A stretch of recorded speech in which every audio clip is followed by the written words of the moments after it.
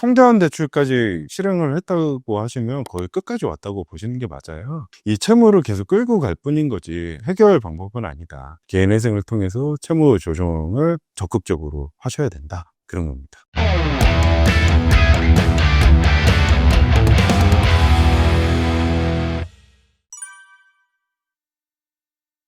대부분은 그렇게 많이들 알고 계시죠. 대환대출 같은 경우에는 우리가 알고 있는 일반 금융권에서 실행되는 합법적인 상품을 말하고 있고요. 통대환대출 같은 경우에는 우리가 소위 알고 있는 사채꾼들이 자기의 자금으로 어떻게 보면 이자 제한법과 대부업법을 위반하면서 나오는 대출이라고 보면 돼요. 그래서 합법적이냐 불법적이냐 이렇게 보면 되겠죠.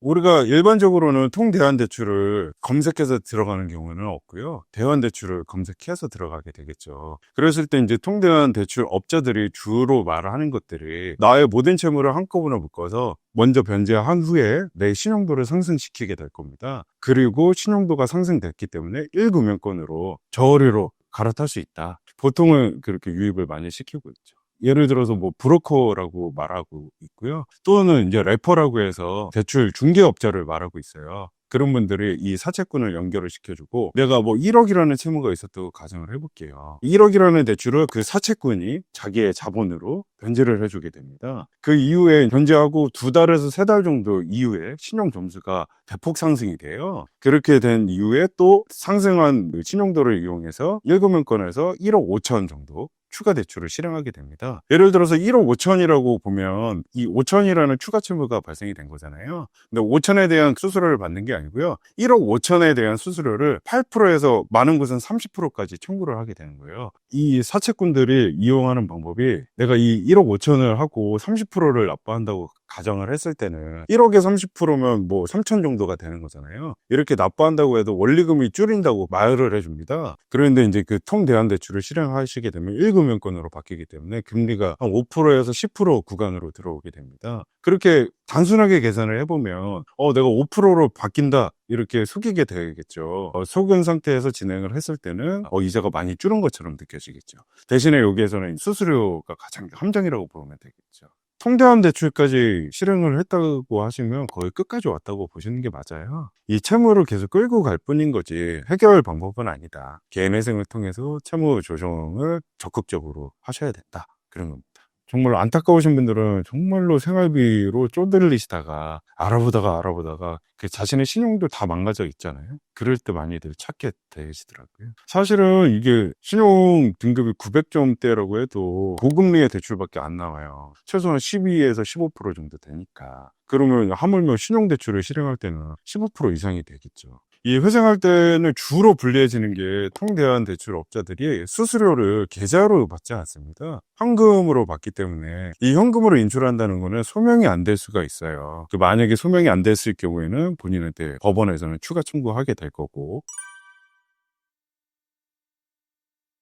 많이 중요하고 소명이 어렵기 때문에 카톡 내용이 됐던 문자 내용이 됐던 아니면 포렌식까지 저희는 해본 적이 있어요. 타설업체까지 맡겨서 그래서 그 정도까지도 진행을 해야 된다. 예컨대 저희는 주식으로 해서 7차 보전까지도 해봤어요. 법원에서는 소명이 안 되는 부분은 뭐 법적 책임을 묻겠다 이렇게 하는 건데 저희가 계속 선처를 구하게 되는 거고요. 그 선처의 방법은 할 때마다 이제 변동이 되는 거고 변경해서 제출해서 선처를 구하게 되는 거죠. 사실은 이 보정을 함으로써 저희한테 이득되는 건 크게 많지는 않아요. 법원의 회생위원이라는 분들도 저희 사무소처럼 이렇게 보정을 적극적으로 많이 하는 사무소를 꺼려합니다. 그렇기 때문에 저희한테는 이득은 되지 않는데 아무래도 저희는 채무자 신청인의 입장에서 많이 주장을 하게 되는 거죠.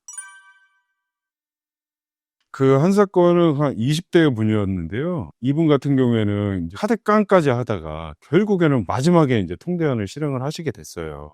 주식이나 코인 이런 사용처가 아니고 이렇게 통대환을 알아보시는 분들은 보통은 이제 과소비나 생활비로 많이 쓰시다가 넘어오시는 경우들이 많거든요. 이런 분들이 이제 이 통대환 업자랑 감성적으로 많이 밀착이 되기 때문에 이분들한테 한 번이 아니고 여러 번도 받는 경우도 있고요. 그렇게 됨으로써 이제 악순환의 고리에 점점 빠져들게 된다. 이렇게 보시면 돼요.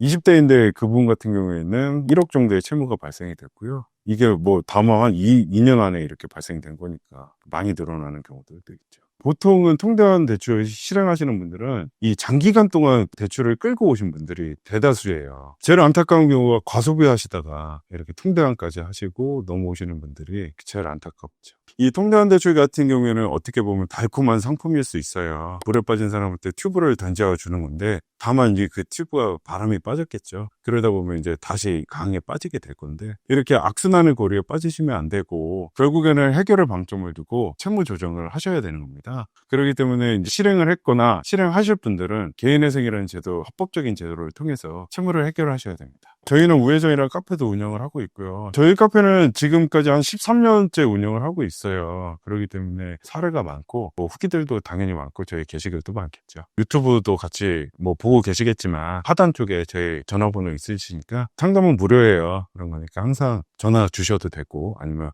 저희 카페나 저희 다른 루트로 연락을 주시면 자세히 상담을 도와드리고 있습니다. 국가가 마련해준 개인회생이라는 합법적인 제도를 통해서 채무 조정을 하시면 됩니다. 이런 어려운 상황에 놓이신 분들은 저희 이현우 법률사무소에 연락을 주시면 저희가 자세히 상담을 통해서 해결을 해드리도록 하겠습니다.